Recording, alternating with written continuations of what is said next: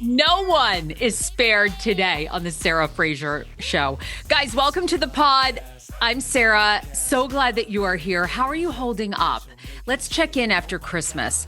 I was saying today, I'm always live on my TikTok.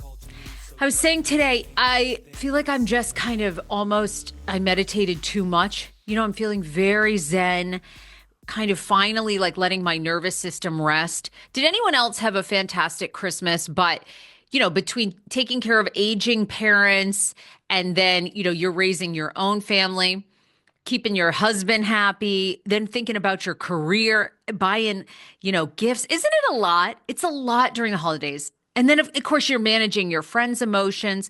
The holidays is like wonderful, but for people who have lost somebody, lost a brother, a sister, lost a parent, it's so hard. So you're also trying to be there for your friends that are having a really tough holiday.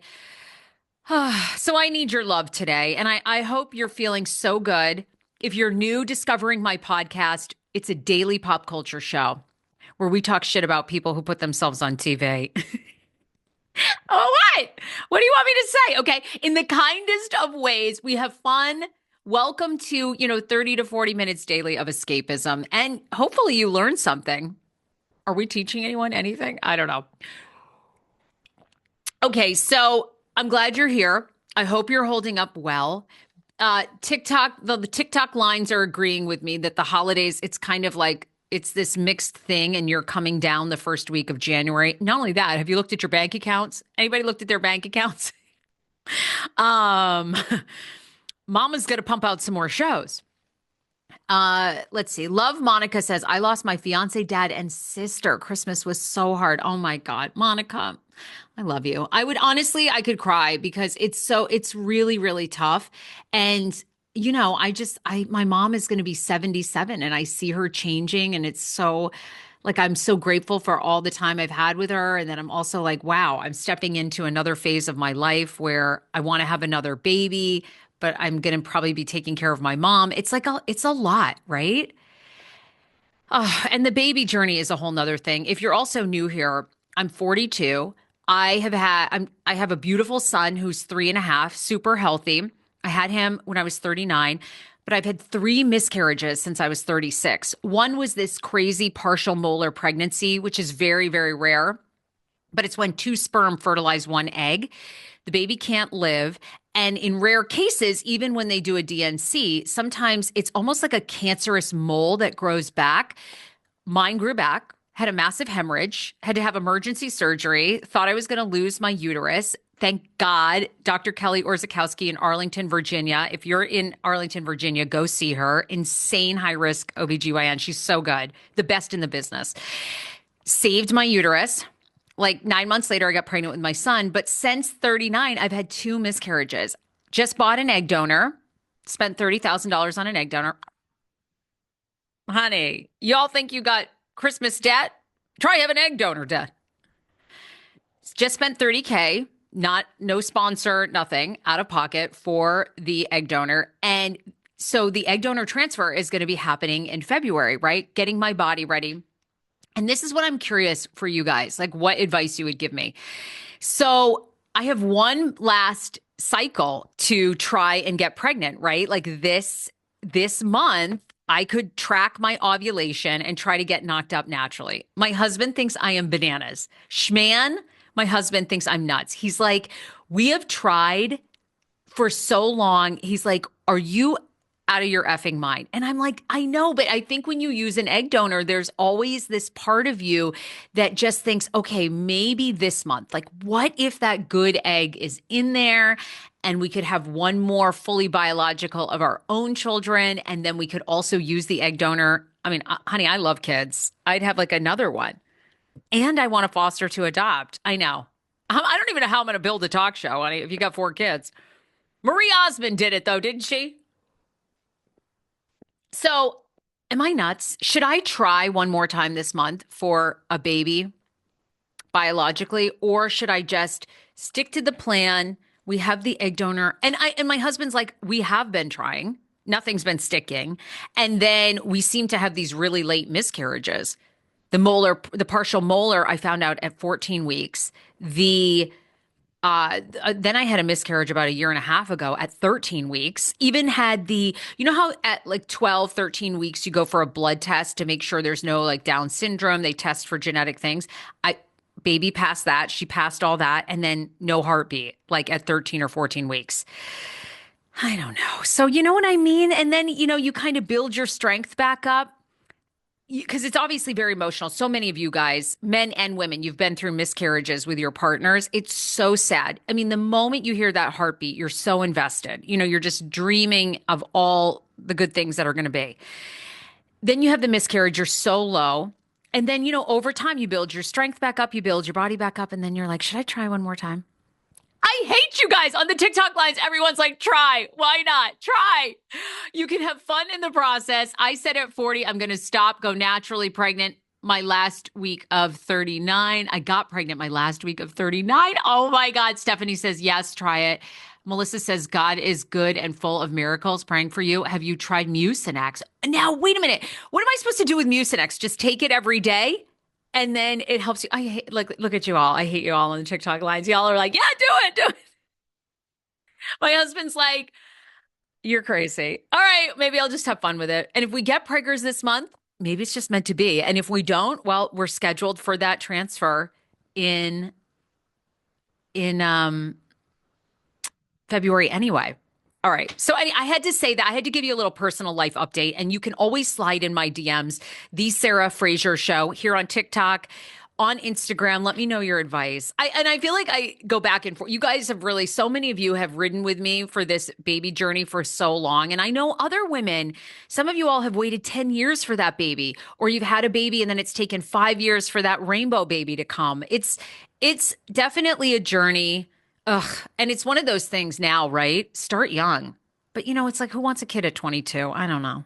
It's such a hard one, but you really have to. Those OBGYNs aren't kidding about 35 being the cutoff. I tell you what, it gets hard after 35. I mean, at 30, I want to be out and partying and sleeping with a bunch of men. I didn't want to be having a baby. And now I love being a parent. I have no desire to go out and drink and act a fool. So that's like, I feel like I'm really there for KJ, but it's hard to have a kid at 42. Look up Mucinex and Pepsid. Okay, I'm on it. I'm going to just pop it. And what the hell? If it works, it works. If it doesn't, it doesn't. Sarah, you don't get sick at all during pregnancy? Yeah, I did. With KJ, with my son, I was sick the first trimester. Yeah, it was really, there were definitely a couple weeks and I had to wear the C-bands. And then after that, I loved being pregnant. I felt so freaking good. It was awesome. I got to eat whatever I wanted. It was so great. My sister's 42, pregnant naturally, and her surrogate as well. We just called them the twins. OMG. Oh, y'all are making me. All right. I think I'm going to try. So look, I know you're here for the gossip. Let's get into the sister wives tea. There's a lot with Kody and Robyn, including, oh my God, have you guys heard these Kody Brown alleged gay rumors? I don't know. I'm laughing because it ain't true. Okay. But it's so funny because this moment during episode 16 that just aired, I actually thought Kody was getting ready to say he had a gay lover too. But I'll tell you what people are saying online. And the other thing that is super popular today with sister wives is, did Robyn rock a $1,000 Canadian Goose jacket in this latest episode? Again, I've told you they're rich.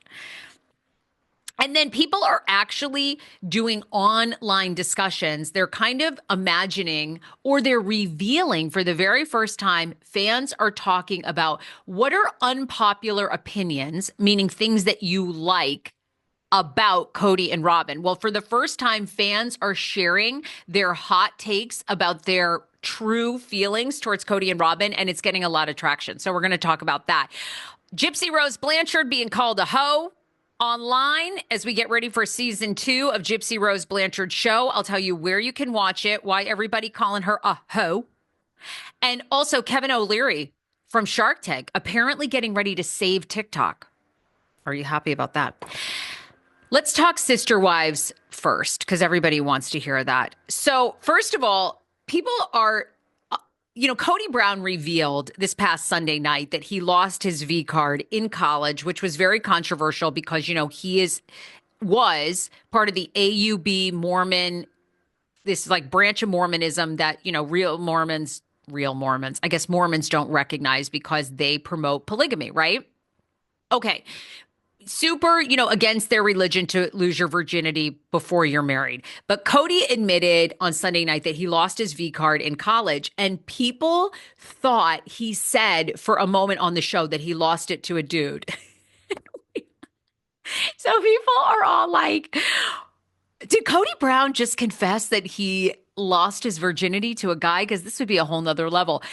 However, I thought I heard that too, and I don't know if I just wanted to hear that, but it appears that it is not true. Okay, so Kody did not lose his V card to a guy that we know of.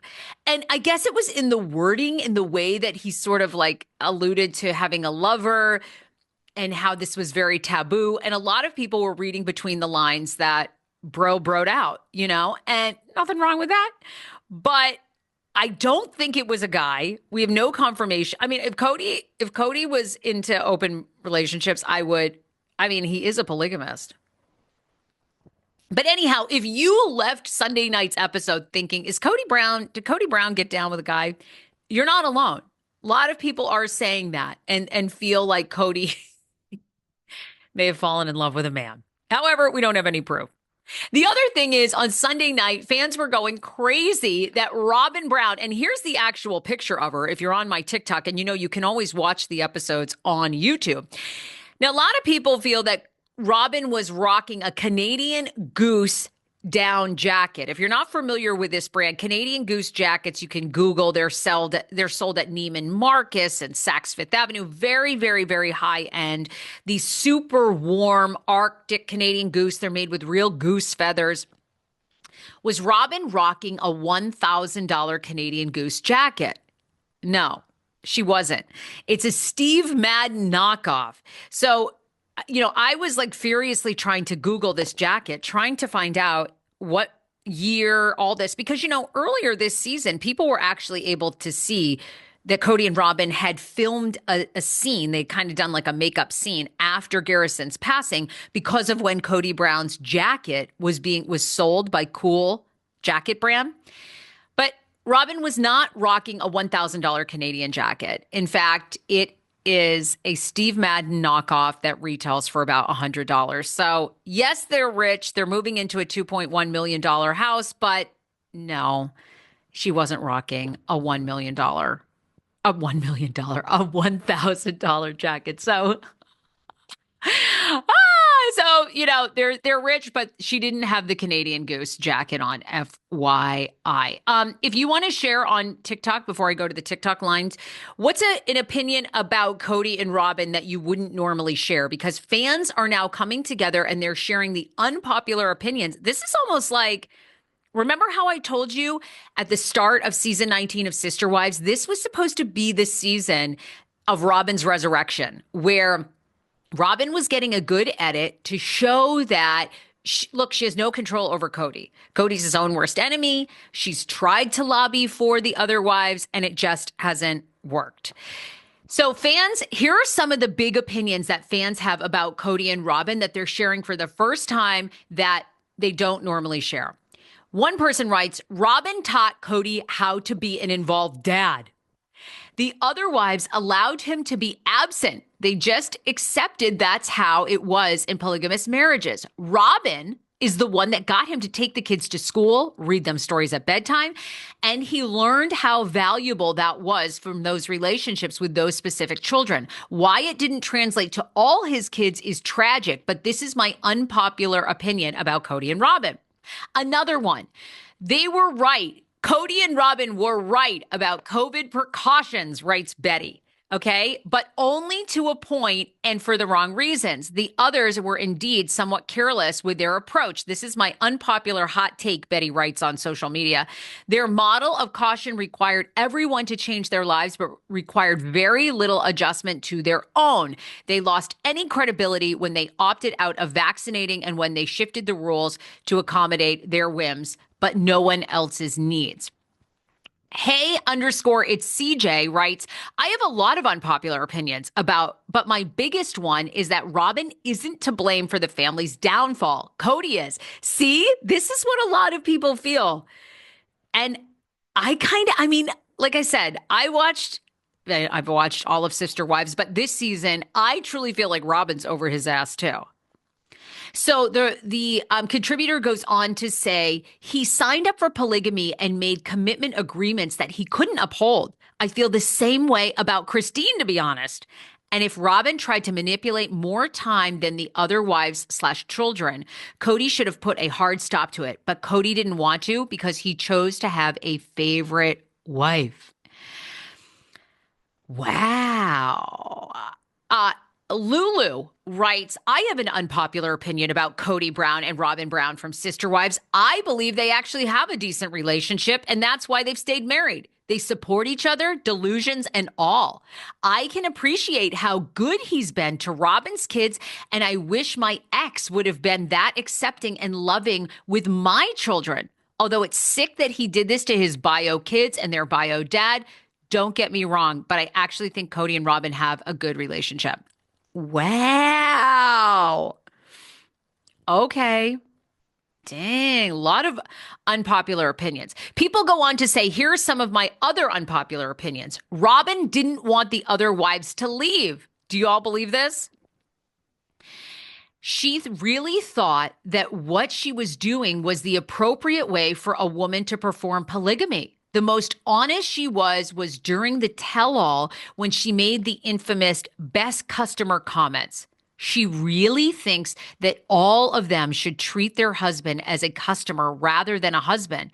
She's confused about getting grief over doing her job. Do you guys believe that about Robyn? Do you think that Robyn is doing her job?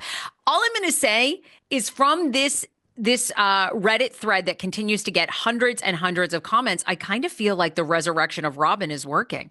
All right, let's go to the TikTok lines and see if you guys have an unpopular opinion about Kody and Robyn. Amanda says, I believe Robyn wanted a plural marriage. She just wants to be queen bee. AMB says, I think they had a fine relationship because he, meaning Kody, could take his anger out on the other wives. Gigi writes, Robyn's kids are scared of Kody's anger. That has been mentioned on camera. And then Teresa says, I hope we don't have to watch Christine's wedding again. Ugh. Well, get ready. You're going to be watching it again. Get ready. It's coming. It's coming. Oh, wait, hold on. What did I do? Oh, no. Oh, no. Oh, no. Swipe left to close. Oh, my God. Hold on. There we go. Well, this weekend we are getting Christine and David's wedding again. People are sharing their unpopular opinions right now about Kody Brown and Robyn Brown from Sister Wives. If you are just joining my live, this is something that's trending today within the Sister Wives community. You know, I have my own Reddit page where I share a lot of Sister Wives gossip, and then I'm on several other pages. But people are now sort of feeling the shift about Kody and Robyn. Here are some other popular opinions you can see if you agree with. Kody didn't want to be a monogamist. He just didn't want to be in an equal rotation anymore, writes one contributor about an unpopular opinion for Kody and Robyn. He wanted Mary absolutely gone. He wanted Christine on standby, and he wanted to limit sex to primarily Robyn and Janelle. In fact, his choice to cut Christine off seemed more due to being a way to pressure her into compliance.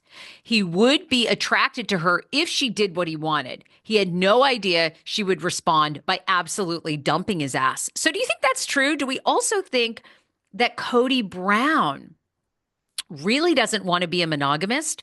That he really loves polygamy, but he didn't want to do the rotation anymore? I like that. That's a good hot take. I think that's a really good hot take. Another one that's super funny. Polyps on Uranus says, unpopular opinion. Robyn has made Kody's hair better.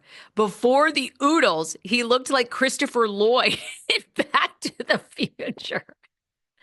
Has Robyn Brown made Kody Brown's hair even better?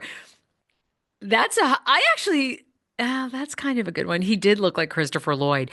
By the way, people are still laughing about the fact that Mary has outed Kody Brown. I talked about this yesterday on the show, that Mary outed Kody Brown because Kody one season wore hair extensions in Sister Wives because he's so sensitive and loves his hair so much. And it had been thinning, and he didn't like the prior season, the way they shown his hair. So he got hair extensions.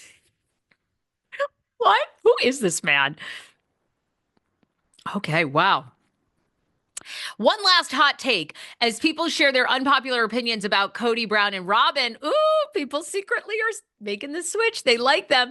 One person writes, Kody has been disillusioned with polygamy since seasons 2 and 3 of the show. It wasn't Robyn. If it wasn't Robyn, it would have been somebody else. There's clips here and there where it kind of sneaks in, or it seems like he was almost trying to convince himself of polygamy. Look, Robyn is horrible, writes this person, a dishonest person, but ultimately Kody is the one that chose polygamy, then was too much of a coward to be honest with himself and everyone else. There you have it. So okay, I want to see what other unpopular opinions you guys have. Gigi writes, I agree. She liked, agreeing that Kody takes his anger out on the kids. Until Kody's anger was pointed at her, then she is second guessing her choices. People are saying unpopular opinion. Kody really only liked Janelle's money. I actually feel like Kody really did like Janelle, though. He seems like he's the most sexually attracted to Janelle and Robyn. Unpopular opinion. Mary was the hunter for Kody. Hot take. Jess Cal says, unpopular opinion. I used to be against Mary, but she's growing on me this season. Robyn completely used Mary. And Amanda says, I wish that they would ask the hard questions for interviews. They are not going to ask the hard questions for interviews. I have news for you. I'm sorry, Amanda. I'm with you. I would love to have them ask the hard questions, but they're not going to. And the reason I think for that is because I think probably a lot of your assumptions about all of their personalities are correct. And I think if they really went hard after Kody, after Robyn, after Christine, after Janelle, first of all, I think that you would find that Janelle and Christine, I think they all loved Kody. They loved the personality until they didn't.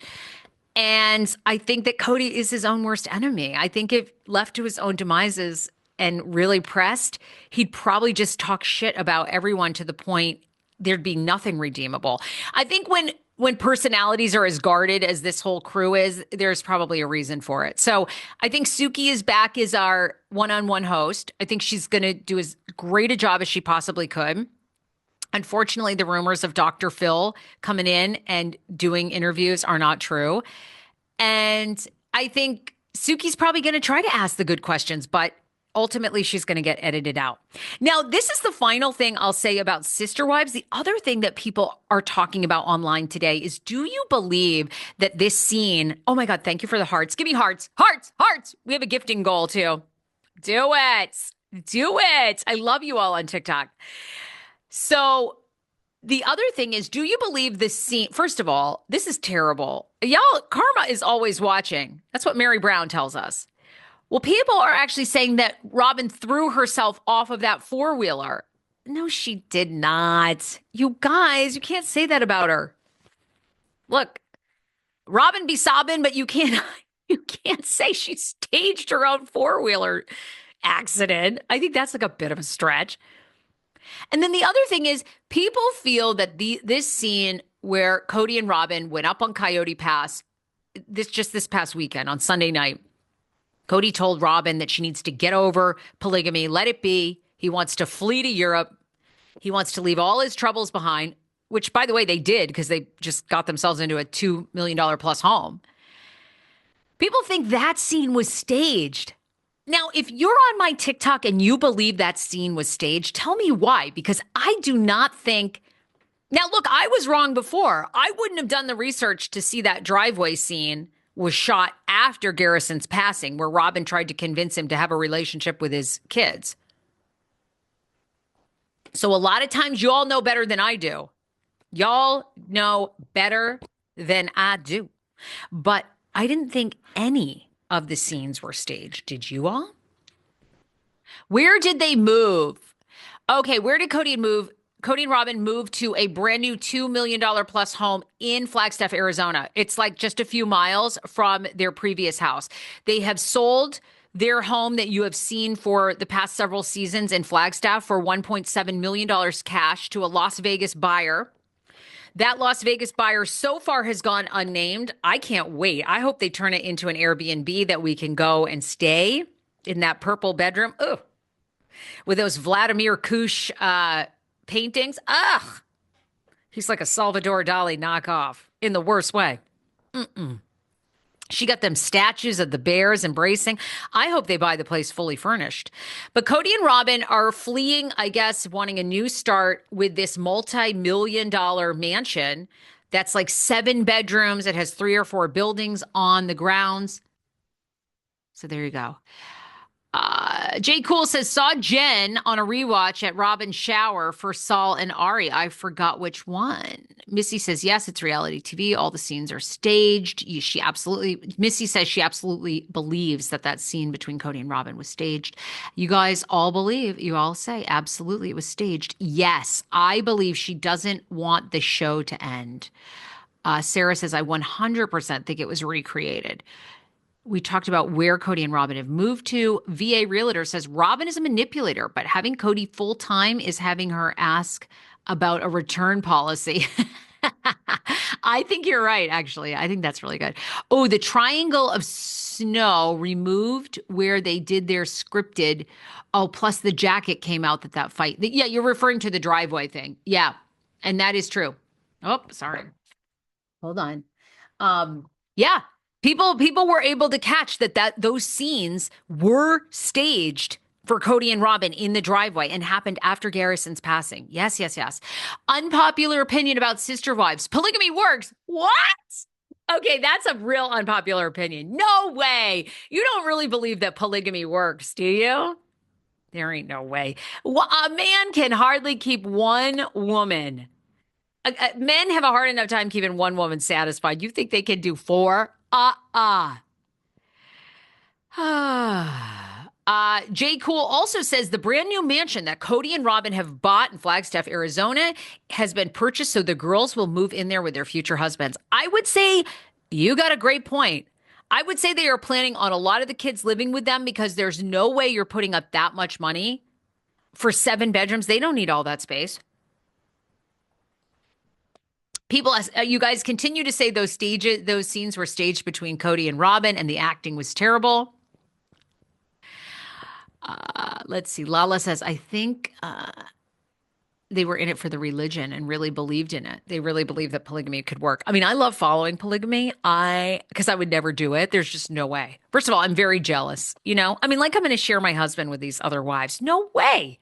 Are you telling me like there's no way you could overcome the jealousy? Not a chance. By the way, if you love TLC as much as I do, I don't have a discount code for you, but Naked Wines sent me. They now have a 90-day collection of wines. This is called 90-Day Collection, TLC Last Resort Pinot Noir. It's $69, by the way, and it's a 6-pack of wine. Not endorsed, but it's called the TLC 90-Day Collection 6-pack. I bet there's a discount code out there somewhere. You get a Pinot Noir, you get a Chardonnay with all of the 90-day franchises. I can't wait to try these. God, I wonder if these are any good. I feel like I've had Naked Wines before, and they are good. Leave your hot, unpopular opinion about Kody and Robyn from Sister Wives as we get into it. Did Top Many Dogs wants to know, did they talk about Garrison on the last episode? I didn't catch it. They showed Garrison, so that was a big, it's interesting to me. I thought more people would be talking online about the boat scene in Sunday night's episode because it was the very first time we'd seen Garrison. If you look at the last 5 minutes of the episode, Christine and David are on the boat. It's the night before their wedding. They're high-fiving everybody. They're on this booze cruise and dinner cruise, and you see Garrison, and he's cheering Christine on. Christine chugs a Bud Light seltzer. Okay. For a queen that never drank, she got no problem putting her lips to a bottle. I'll tell you what, that came natural. That came natural. That's the Utah girl we know. That's what I love about a Utalian. What do you guys call each other? A Utah? What do you call people? A Utahian? I'm a Mainer. Most Mainers know how to drink. They know their way around a bottle. And so do the Utah ones. They all pretend they're drinking those sodies, those religious soda pops. But then they out there, they know how to suck down a Bud Light like you wouldn't believe. Okay. No. We have 26 episodes to go. People are asking, was Sunday night's episode the season finale of Sister Wives? No, it was not. We have 26 episodes to go. We have 10 more episodes of Sister Wives season 19. This show is going until February or March of this year. Utes. Apparently Utah people are called Utes. Well, the Utes, honey, the Utes know how to suck a bottle. Utahns. Okay, well, my Utahns. I love my Utahns. I want to move to Utah. Well, I mean, I love LA life, so I'm not going anywhere. But Utah is hot right now. And MJ says they're making a ton of money off this season. MJ, you couldn't be more right. They are making the Sister Wives are making an insane amount of money this season. Insane amount of money. And so to answer your question, we saw Garrison. I thought more people would be celebrating that scene, but there wasn't really a lot of discussion about it. So, people are kind of waiting to see if we're going to get that Garrison special. I hear from various sources we are, but we'll see. Can we talk about Robyn's new lashes? Ha ha ha. I actually think Robyn's eyebrows look better, don't you, this season, and her lashes? I like the Rob dog. She's working on me. Top many dogs. I'm from Maine. I live in Santa Barbara now. Oh, okay. Well, Santa Barbara is gorgeous. Santa Barbara is one of the best places in California. Maine is nice, but Santa Barbara is right up there. Much better weather in Santa Barbara. I never noticed her eyebrows or her lashes. Top Maine dogs. Banga. From Banga, Maine, where Stephen King lives. I don't know. I don't think Stephen King lives there anymore, does he? I love Maine. I love going back. Nothing better. The sun rises in the east, like as you guys all know. But, it's just nothing better than a Maine sunrise. When you're the first to see that sun come up in the world, talk about rejuvenating you, So great. I hope they do a nice Garrison special. He deserves it. Well, hippie, the word on the curb. Now, I got a lot of sources. I can't say. Like I told you, you guys, you can spill tea. DM me all the good tea. Do you know Kody and Robyn? Tell me everything about them, and I will not reveal my source. I never reveal my sources. But I do have a couple of sources who have told me they are doing a Garrison special. We are going to get that, which I think is, we needed it. We have to have closure. I mean, that's just been such a tragic, tragic thing. And I feel like Janelle's been pretty quiet on social media. It had to be a very difficult Christmas for them. Maddie's podcast has ended. I don't know, obviously, she indicated there's a lot going on in her life, but I'm sure this Christmas was super hard for them. Somebody says they have Kody's phone number. Oh, my God. Mitzi. Send me his phone number. Oh, for the love of God. Mitzi, get me on a text exchange with him. I love him so much. He's my dream interview. He and Robyn together are my dream interview. And I'm sorry. I'm always loyal to you guys first. When you're in this business, you're either of the people, of you guys, the audience, or you're of the industry. I am of the people. But I would make an exception for Kody and Robyn. If they were like, you cannot ask us about X, Y, I would be like, whatever you need. Like, I just want to meet them in real life. Like, I need the aura. I need the sense. Like, I need to see behind how the sausage is made. Hippie's saying, can you please ask the hard questions? And here I am going, no. If they don't want them, I wouldn't. I just want to meet the lore. The myth, the legend. They're very secretive about they're very selective about doing interviews. Okay, Mitz. Give me his cell phone number. I'm very appropriate, by the way. Okay, real quick, I got a little other tea for you. I know everybody's here for the Sister Wives news, but Kevin O'Leary, everybody blow up Kevin O'Leary's Instagram. Kevin O'Leary from Shark Tank, you know him, the bald guy. I've seen him actually at the Beverly Hills Hotel. Lovely, very tiny in real life. Says he is saving TikTok, that he is in negotiations. He's talking to President Trump. He is talking to another guy who, hold on, I think owns the Mets. Let me get this right. Shark Tank's Kevin O'Leary announced yesterday he's nearing a deal to purchase TikTok's U.S. business in a move that could save the popular app from being banned. Because I got news for you guys. Unless we get a sale, it's being banned, which I think is good. They're stealing our information. I'll talk about that Sean Ryan podcast. I talked about that. Oof. People don't like us here in the United States. They're coming for us. So, January 19th, they're pulling the plug on this unless the company's parent company, Beijing-based ByteDance, can find a buyer. Well, ByteDance is going to because they're going to get a kick on the back end. O'Leary says that while making an appearance on Fox News, he said that he'll need the assistance of President-elect Donald Trump to get the deal across the finish line. He says, quote, Trump will be who we have to work with closely in this deal in the months ahead. So I wanted to let him know, as well as others in the cabinet, that we're doing this. We're going to need their help. Earlier in the day, O'Leary posted on X that he's partnering with the former Dodgers owner, Frank McCourt. Frank, honey, you need to get this done. We love TikTok. Frank, I don't want to go back to Meta. Well, I don't know, though. Zuckerberg, did you guys see where Zuck came out? Guns blazing yesterday? Woo! He ain't editing and filtering anymore, so I don't know. Instagram and Facebook might be back hardcore. He says, we're not monitoring your comments anymore. We're going to do what X does. We'll make a little note if something's inaccurate, but Zuck is pissed. They filtered Zuck. They edited Zuck for the past 4 or 5 years. He played ball. Ain't anymore. So it's about to get juicy on social media. These social media platforms are going to go bananas over the next 4 years. You wait. They're going to let it all rip. So are you guys excited that Kevin O'Leary, Mr. Wonderful, may actually be Mr. Wonderful? Wouldn't that be great? Kevin O'Leary will be a billion trillionaire if he can get this done. That would be the biggest deal of all. I don't know who Frank McCourt is. He was partnering with former Dodgers. Frank! We need you here on the pod, Frank. Give us your business tips. Angelica says, I can't stand Mark Zuckerberg because he can be bought. You know what? That's the God's honest about Mark Zuckerberg. If there's one thing about Zuck can be bought left, right, center. Honey, he ain't got no morals except for that dollar bill. That is the God's honest about Mark Zuckerberg. But at least we know, right? Mark Zuckerberg, he go where the wind blow. Where the cash flowing, Mark Zuckerberg is at.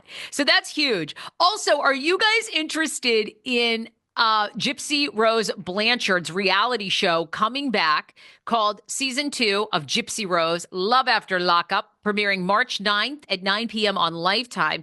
She's going to address the rumors, even though she's already done it online, of everybody calling her a hoe.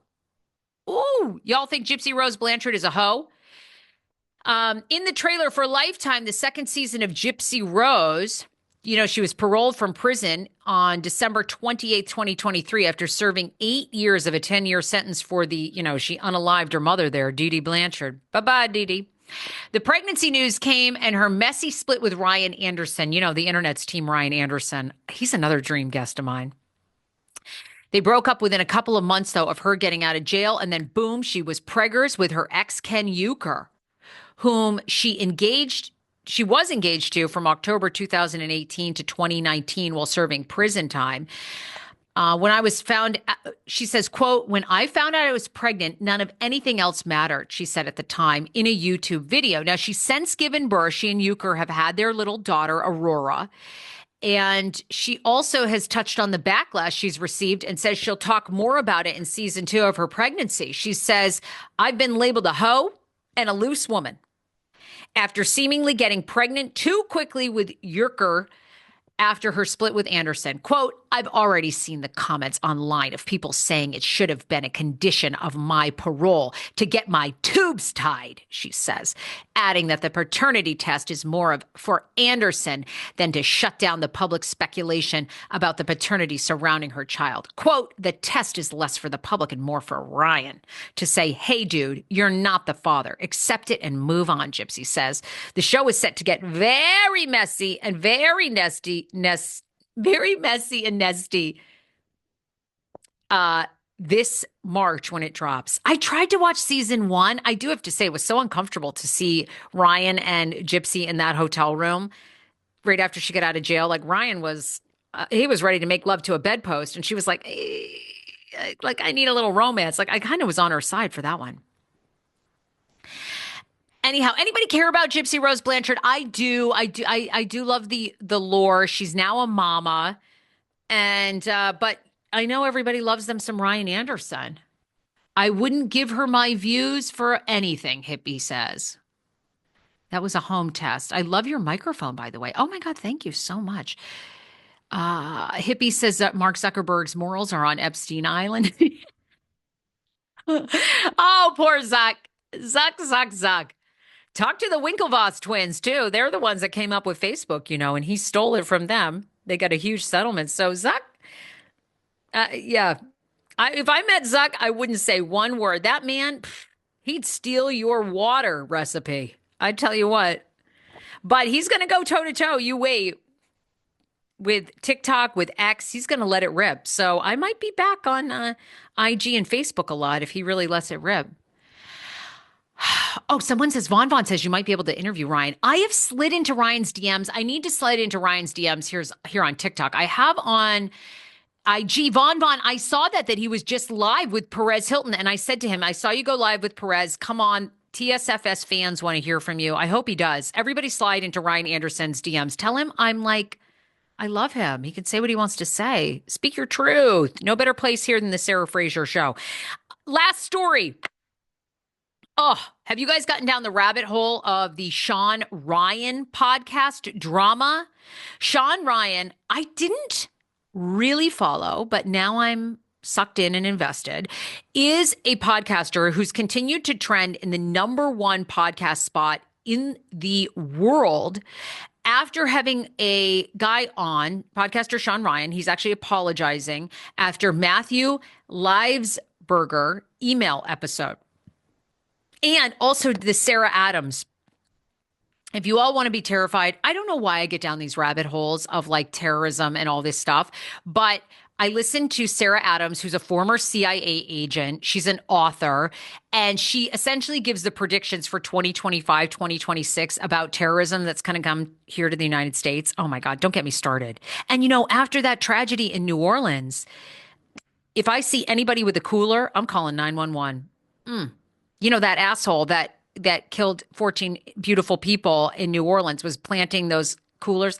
Don't even get me started. Anyhow, Sean Ryan is the host of the Sean Ryan Show. He's apologizing this week after he shared an email that a retired U.S. Army intelligence officer said he received from Matthew Livesberger. Livesberger is believed to be the driver of that Tesla cyber attack that exploded outside of the Trump International Hotel in Las Vegas, Nevada. However, Livesberger blew himself up in the Cybertruck so badly that authorities say it's actually almost impossible to identify the body for sure. They think it's him, but they don't know. Sean Ryan has now issued an apology this week to Livesberger's family and friends during an X Spaces appearance. Quote, if I said anything or did anything disrespectful to dishonor him, I apologize immediately. Why does this matter?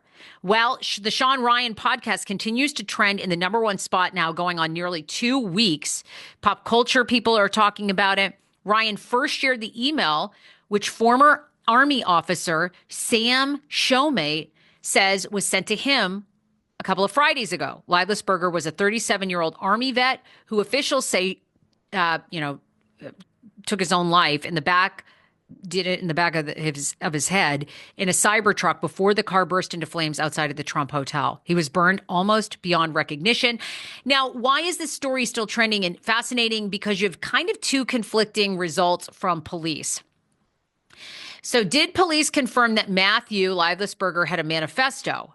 Evans mentioned the alleged manifesto at a press conference on Friday. He said that investigators believe Livesberger wrote it, but they have not been able to verify it. Las Vegas police authorities said they obtained 2 letters, one of Livesberger's phones, which call on Americans and military service members to wake up, realize that they're being led by, quote, a weak and feckless leadership.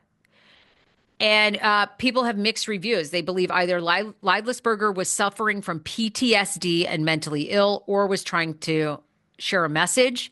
But anyhow, it continues to trend. Hippie says it's BS. I don't believe any of it. You believe that he had severe PTSD. And yeah, I know. Anonymous says, I also fell down the rabbit hole and it was disturbing. I know! The Sean Ryan podcast, I am like, it gives me such anxiety. Like the Sarah Adams woman I want to have on, she's like former CIA. Basically, you can skip all the way to the end. She talks like a lot about terrorism and different like ISIS people. Honey, I couldn't get their names right. I couldn't remember them from anybody here or there, left or right. And they were doing this and that. But essentially, she says in 2025 or 2026, there's like 1,000 of these ISIS trained operatives here in the United States operating. And what they're planning to do is kind of like October 7th in Israel. They're going to do this like mass attack at farmers. You know, she's giving these examples at public places, at churches, at farmers markets, at music festivals, where they're going to have suicide vests. They're going to, do these explosions. And they want to set fear in America, and they, hate our way of life of it and everything. So it was very disturbing, but you can listen to the last like 15 minutes of it. That's where she gives like what you can do to be safe, which I don't know. I guess it's just to me, it's like call 911 on everyone. I mean, what is it? Like turning into a Karen? I mean, what have I got left? Anyhow, there you go. If you fell down the rabbit hole, do you worry about terrorism in this country, or do I need something else to worry about? Oh my God, thank you for the gift. Margaret got me like a rose gift. Love you. Angel says, listen to who? It's the Sean Ryan podcast. It's trending everywhere. #1, getting a lot of discussion. Sean Ryan is allegedly in hiding-ish. People are still publishing for him, but he's laying low. And I don't want to get too down the rabbit hole of like, I don't know. I can only take on so many worries. But I'll tell you what, now I don't want to go to my farmer's market. Ugh, I hate it. Hippie says, I do worry about terrorism in the United States, but we can't stop them. I know. Or can we stop them? Isn't there a way to track like people buying bomb equipment and stuff? And can't we start spying on more people? Don't get me started. I'd spy on everybody. And I mean, how can they be communicating with one another? My God, I mentioned that I want to buy Charlotte Tilbury makeup. I get 18 ads. We can't track these people. We couldn't track that nut job in New Orleans. All right, let me hang up before this turns into a let me hang up before this turns into a complete loan fest by moi. Okay, the drones are spying. And those damn drones, how are we not shooting them out of the sky? I do not understand these stupid drones. Like, to me, and then I feel like the news came out and said, for the American people, don't shoot them down. If I see that ish, when I buy a house, if that ish is over my house, I will shoot that shit down. And I'll wait for the authorities. What in the world was that garbage? I guess unless it's the United States government, which probably it is, right? Somebody says, let's focus on Gypsy Rose and Robyn Brown. Nope, not on this podcast. We talk about it all. We talk about what people are talking about online. And that Sean Ryan podcast continues to trend. Okay. If you have thought about in the new year that you want to launch your own podcast, this is your year. Guess what? You can package all your crazy like I do and launch your own podcast. I have 3 courses. Go to gobigpodcasting.com. Go Big Podcasting by Sarah Fraser. And I teach you for $9 how to start your own podcast. Then I will teach you podcasting for pros, which is a little under $200 with the promo code CYBER10. And then I have the Holy Grail course that teaches you how podcasters are making hundreds and thousands of dollars every single year. And companies are not investing in local television, in radio anymore. It's dead. Those advertising dollars are coming to content creators and podcasters. And yes, if you have always had an idea, it doesn't have to be pop culture. Maybe you want to launch your own cybersecurity podcast or your own true crime. You want to chat with your girlfriends.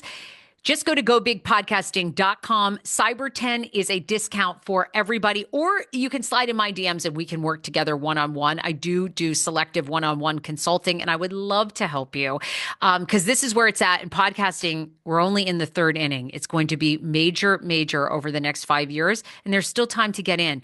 But you want to know what you're doing. Unfortunately, I see a lot of podcasters like our girl, Maddie Brown, drop out of podcasting because they don't know what to do. They don't know what to do. They don't know how much work it's going to be. Having a co-host seems like a great idea, but it's not always a good idea. Creative differences pop up. And I would say 60% of the time I see podcasts that start with a co-host end up they part ways. Very hard to work with somebody unless you lay out some real ground rules and kind of know where you're headed with the show. And I will help you do that. You can always email me, thesarahfrasershow@gmail.com if you want to work together. Okay. Bye, everybody. Bye.